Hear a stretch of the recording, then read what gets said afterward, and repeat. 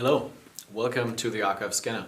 My name is Jens and I want to show you the basic features, the main advantages of our system, the Archivscanner.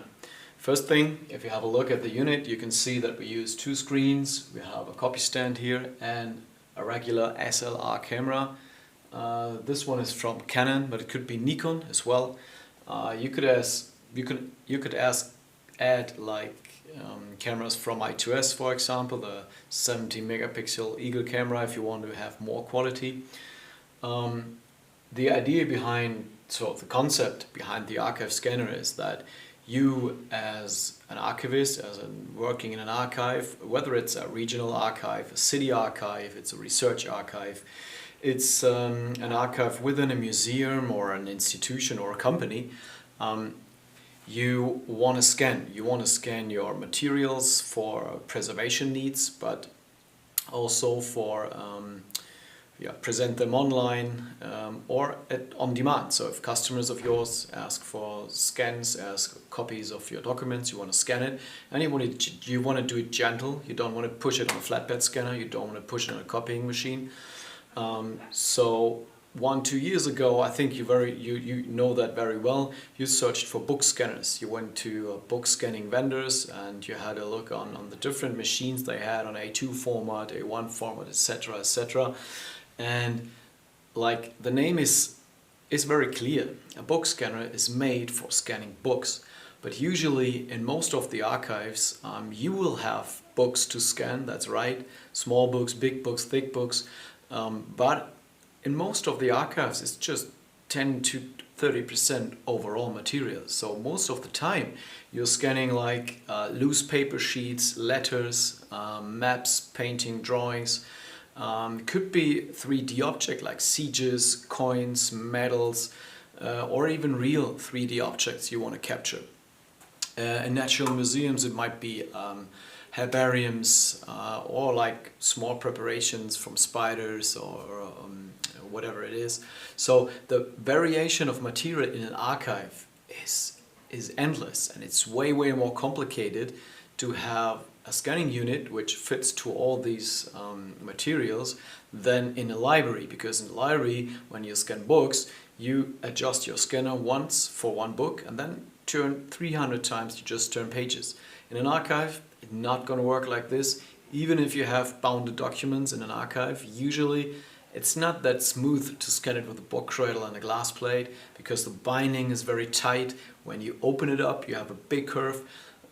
So open it 180 degrees makes not so much sense, so you need to adjust it a little bit. So all these reasons, for us, it was important to find, to have a solution which fits to all these needs, and on the other hand, needs to be very cheap, because even especially the smaller archives or the smaller institutions, if you want to scan with higher quality, you have to spend easily above 30,000 euros or 30,000 US dollars to get a scanner which fits to your needs, and on the other hand is it offers good quality. But 30,000 euros is a lot of money, so it needs to be cheaper. So what we done here, we did take hardware like a copy stand and SLR camera. Usual SLR camera you can get in every photo shop, in every photo store. Of course, we have a close look on that the plate fits to the column fits to the lighting, and the lighting fits to the camera. So every part needs to be aligned to each other. There are different kind of variations of the Archivscanner. So there are bigger formats, smaller formats, higher ones. So it depends on what material you want to scan. Usually, the usual solution is way bigger than this one that we deliver, so that it can easily fit a big newspaper, or it's almost A1, so it's really big. So yes, that's the standard equipment we use here, and we combine it with a scanning application named multi.scan, which automatically crops, desk queues, saves, converts the image, blah blah blah. So many things that needs to be done after capturing a photo, because the photo camera itself, it doesn't know anything about a letter or a TIFF image, it doesn't know anything about a color profile, the naming of images, and so on and so on. So everything you need when capturing cultural heritage, Canon or Nikon, they doesn't know about, they don't care about. So we need an application that is that does that automatically and is so easy to use that you can do it, that interns can do it, patrons can do it, so that everybody in your archive can really work on this unit with just 1-2 minutes of introduction. We want to have a closer look on this. Before we go into the application, let me give you just a few ideas why we use the standard hardware equipment here.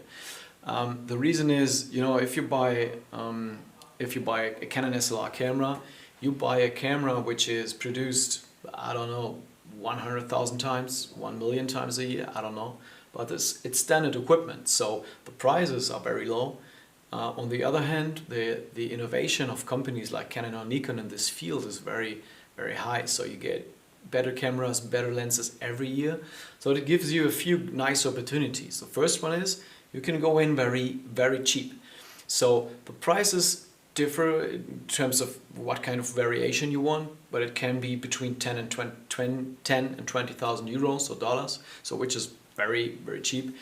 And the next thing is you can buy a unit right now with a new camera, and in a few years you can decide just to exchange the camera. You just buy a new Canon camera, for example, for $2,000, and you change the current one.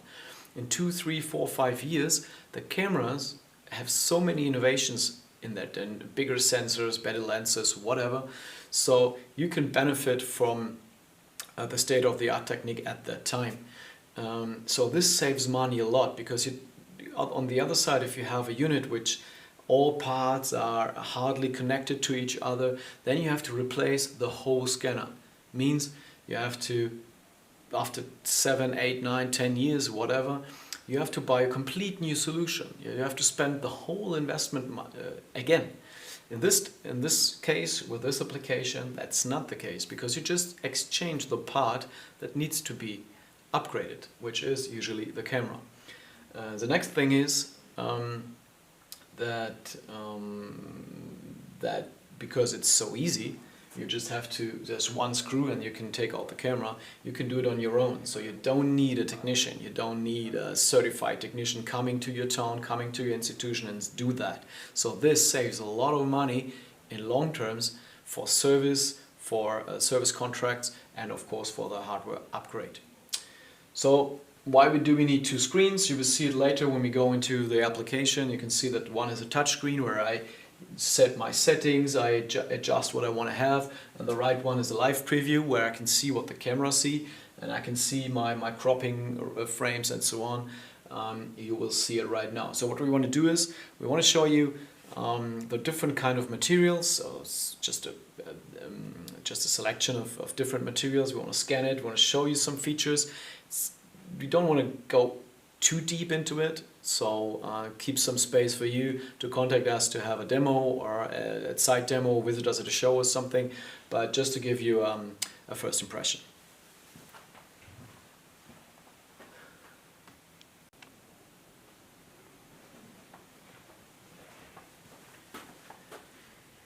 So now we want to have a closer look at the application itself, how it works and how simple and easy it is. So the first thing we want to have a look on is that the right side is a touchscreen, I told you that, and this one is a live preview. The live preview, you can see when I move my hands, you can see that it is in the live preview, and it shows you the captured video of the camera.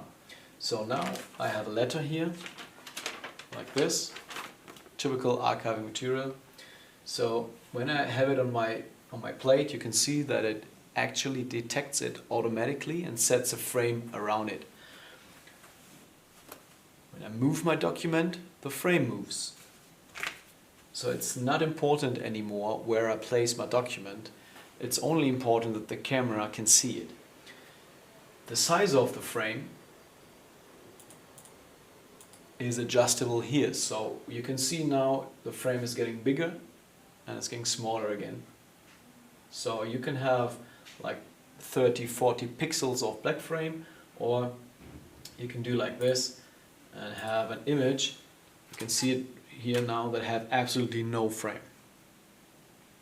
So it depends on what your requirements are, what you want to do, how you want your images to look like. So you can use this, of course. I set the frame high again.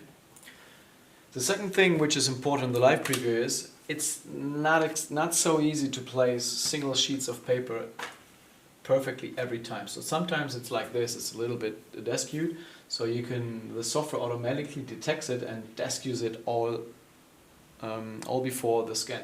So you can see in the live preview now I have a perfect frame, it's deskewed, it looks good. So when I press my button, the camera takes the picture is automatically processed, so it's automatically converted to TIFF, there's a color profile attached to the image, the naming of the image is done, and the result is my perfect scan of this letter. So now I want to open up, press the foot switch, you can use a keyboard, you can use a touchscreen, it doesn't matter what you prefer. That's it, scan is done. Maybe you saw a small status here which shows you that the autofocus was made. The autofocus of the camera currently is always on. That means it doesn't matter if your document is very flat like this or it's a little bit higher.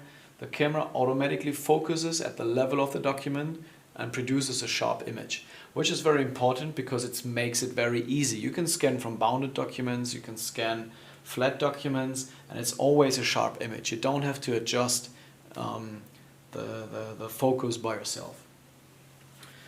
Okay. So now I will scan different types of documents.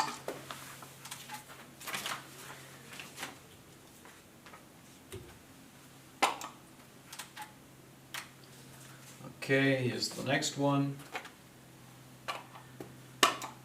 You see, I'm always looking at the live preview, and when the live preview is good, my results is good. So exactly what I see here is exactly what I get in the end. So this, especially with changing documents, it prevents you from making any errors. The thing is, all the processing of the image is done before the scan.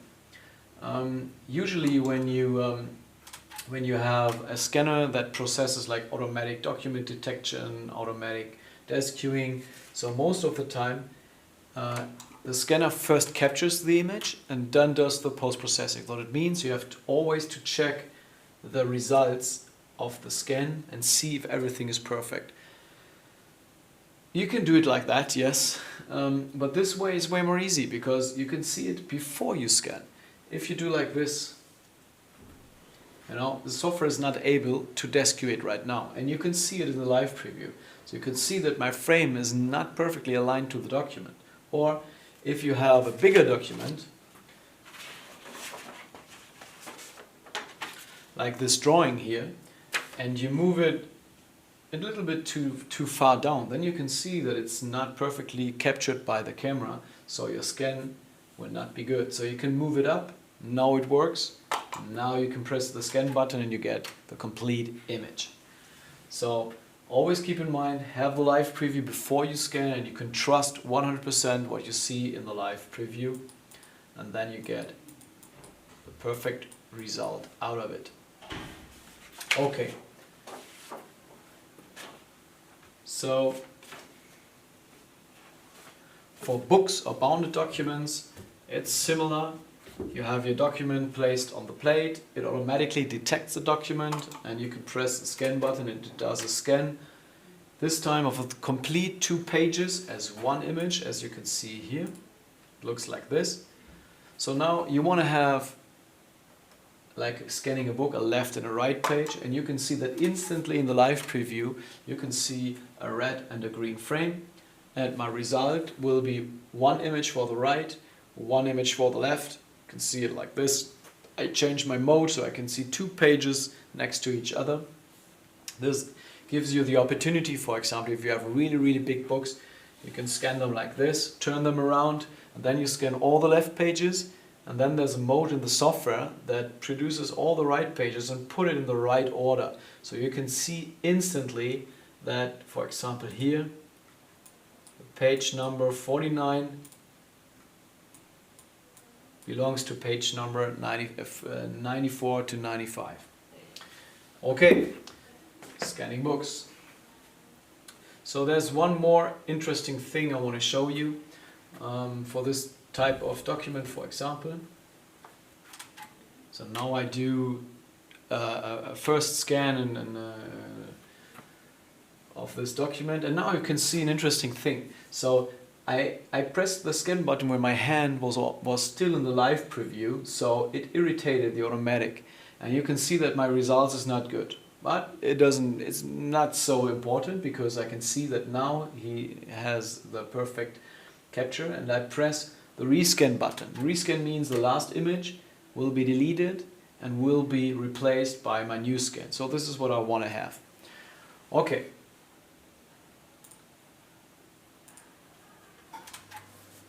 What I'm showing you now is something that sometimes it's important to not use the perfect color profiling settings, because if you have, for example, the third copy of any document which are with a very thin paper, or like this, you have a letter with ink, and you see that the paper is getting darker and the ink is getting brighter, so it's difficult to read it. So what we can do here is I can set the brightness maybe a little bit up. I can adjust the contrast as well. So there are many things I can do here to change my document. So I want to do this just to show you the difference, or maybe do it a little bit brighter. Okay, so this is a scan with the original color profile, and now with the new settings I'm doing a new scan, and you can see instantly the difference. So now it's way brighter, the contrast is stronger. So you can adjust it like this. Now it's saving this settings for the next scans. And if you don't want this anymore, you want it back to the normal, you can just press this trash can button, and then it sets all the sliders back to 0, so you have the perfect color profiled images in the end. Okay, so now we had a look on scanning of bounded documents, big ones, small ones. We scan different kind of papers. You saw how easy and fast it is. And now I want to show you one of many special features to make it very short. So I want to scan the stems on this letter. So because I want the maximum quality out of it, what I will do is I lower my camera.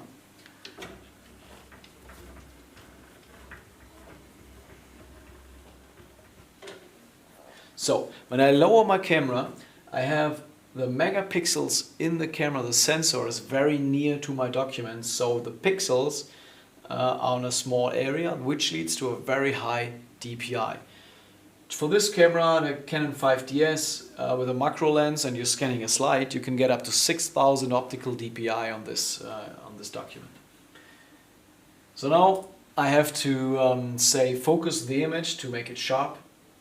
I will shut off the auto format detection, and I will shut off the desk queuing. So now it's not desk queuing at all, and it's now no automatic format detection. You see when I move my document, nothing happens because I turned both off.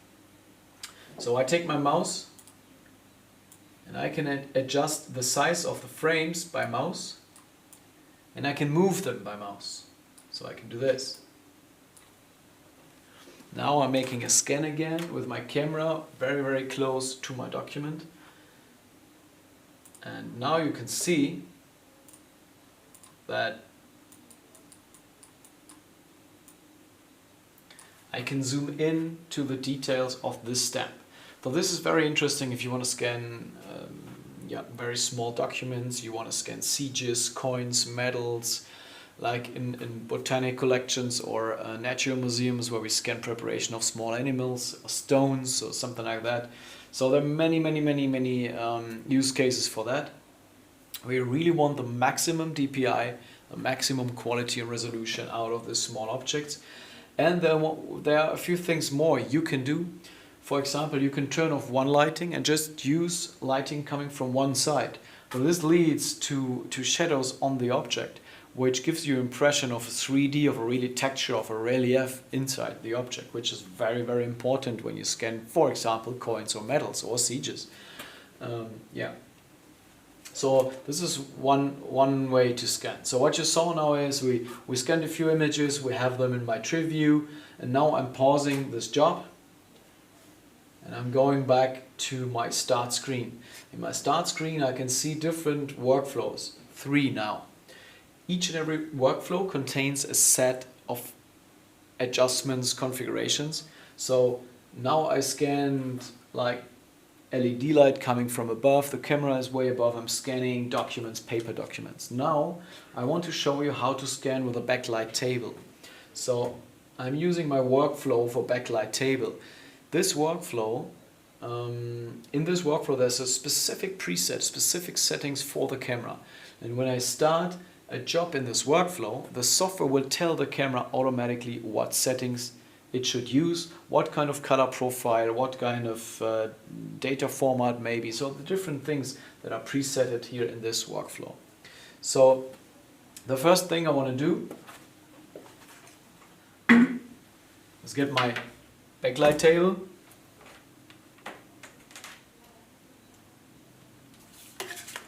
And I will turn off my lighting.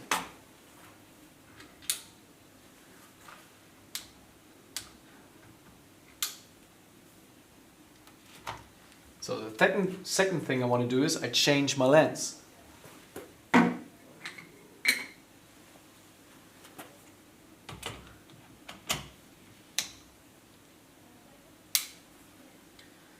So why do I change my lens?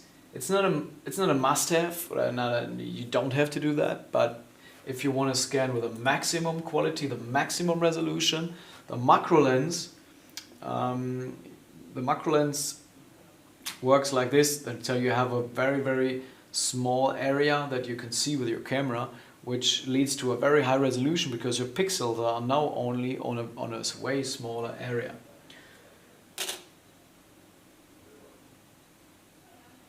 So you see that. So I placed my slide on my backlight table and I have my frame here. I move my frame around my document and now I make the scan of this image.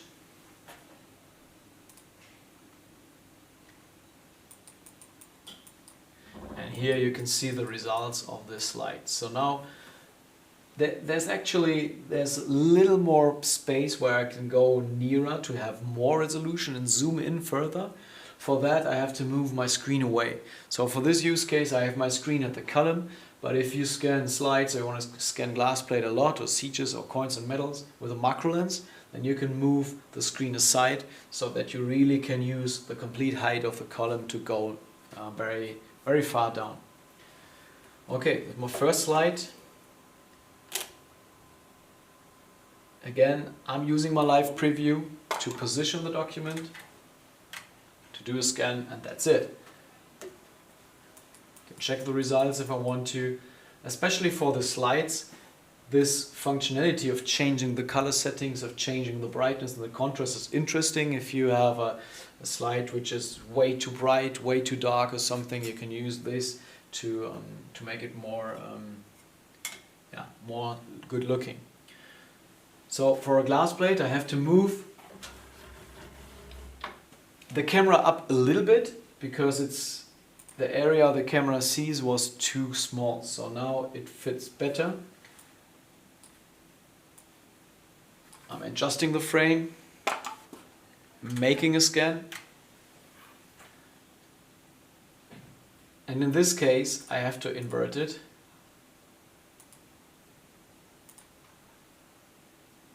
What you didn't recognize now is that I scanned in color mode.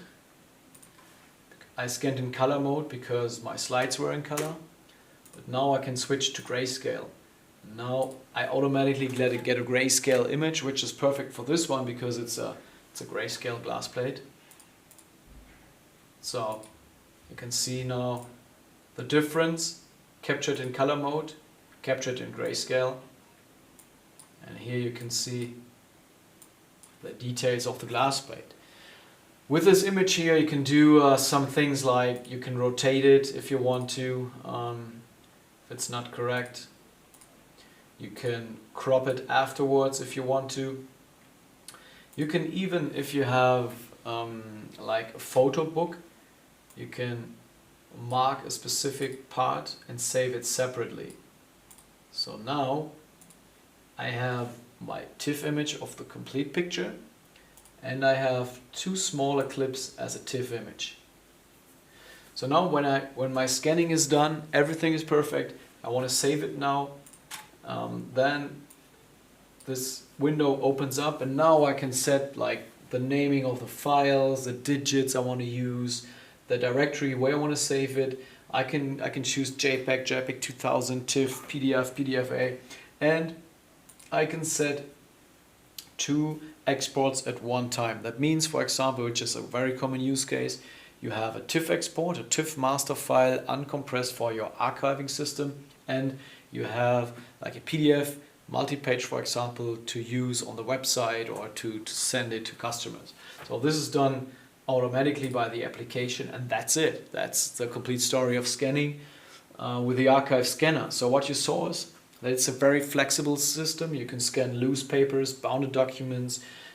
You can have a very high resolution on smaller objects. You can scan with a backlight table. Everything you can do with a backlight table.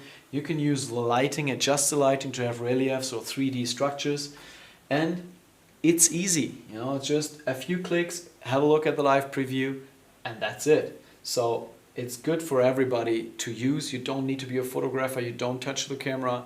Nothing. It's pretty easy. Thank you very much. If you have any more questions, let me know.